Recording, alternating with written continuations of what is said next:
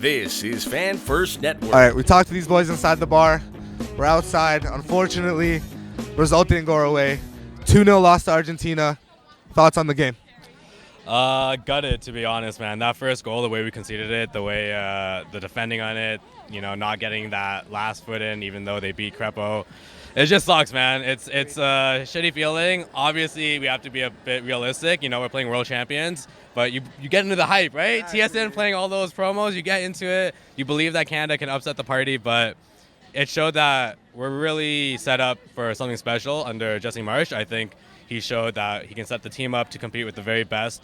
Our bench is thin. It's not the best. We don't have attackers coming on that can really threat the way David and Lauren can.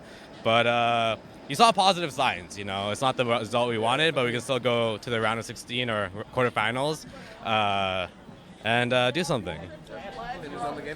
Yeah, look, I think, we were always going to be the underdogs coming into this match. I do think we did things really well.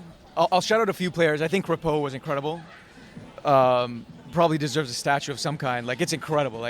He really made sure that we have a respectable goal difference going into the next two games to keep us with a chance of getting through the quarterfinals. I think Cornelius had a great game at the back. I think he was fairly solid. I think he didn't look out of place at all. And I do think Schaffelberg can be a really big difference maker in this tournament. I think he's probably the one main attacker that we have that can actually offer a big real threat on either wing, to be honest. So there's some positive signs from that. I think we did have chances, which is also really promising. We got in behind. We played some really quick passing connections, especially down the wing where we got Davies in on the side and on the right side too. So I think if we keep working on these things, there's a lot of promising signs, which, it's tough, especially with only 2 weeks under Jesse Marsch and against pretty much the best team in the world, I guess, if you're looking at the defending champions. So positive signs to build on. We'll take this loss, but honestly, a lot of positive to take from today. Like I said, a 2-0 loss to the defending world champions, and what was a close game. Agreed. And definitely was a definitely close game. Yes. And coming off our last friendly when we drew with France. That's two of the best teams in the world, arguably. You have literally the world champions and one of the favorites to win the Euros this year. And we went into both of those games and handled ourselves really well. 6 different halves over the last 3 matches, and only 2 of them we've conceded goals in. So 4 scoreless halves essentially under Jesse Marsch. So that's honestly really good against the Dutch, the French, and the Argentinians. 100%. It's pretty good. We did ride our luck. I'll say that. It could have been a lot more than 2. It definitely could have. A lot of open chances for these guys, but like we said, Maxime Crepo was standing on his head today. Unreal.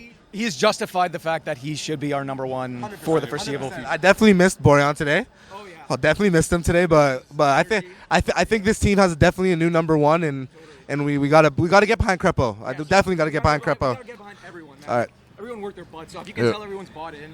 Everyone's working literally their asses off to make sure that they represent Canada the best they can. And I'm pretty sure they have the entire country in their minds to make us proud, their families proud, everything. So I think we're fully behind them. I think this team knows that the next World Cup is going to be here, and it was the World Cup in Qatar was disappointing. Yeah. Expectations weren't too high in Qatar, but expectations are definitely going to be higher when we're on home soil. So I think these guys know, these guys are ready to show that Canada's not a team you're going to come and just come and thump around. We're not one of those teams. So with these last 2 games to go in Copa, we can't take another loss. Well, is there anything that we need to do different to go out there and win these last 2 games to advance to the knockout stages? Yeah, good question. I think in possession, I feel like we could have a bit more ball retention. I feel like at some points, I don't know if the occasion got to us, but we seemed rushed in some points. So I think if we keep it a bit more controlled, I think that'll help a lot. I don't know what Peru's game is like or Chile's. I don't know if they'll have much of the ball as Argentina did, but I'm hoping we can get on the ball a bit more, at least try and penetrate a bit more as well.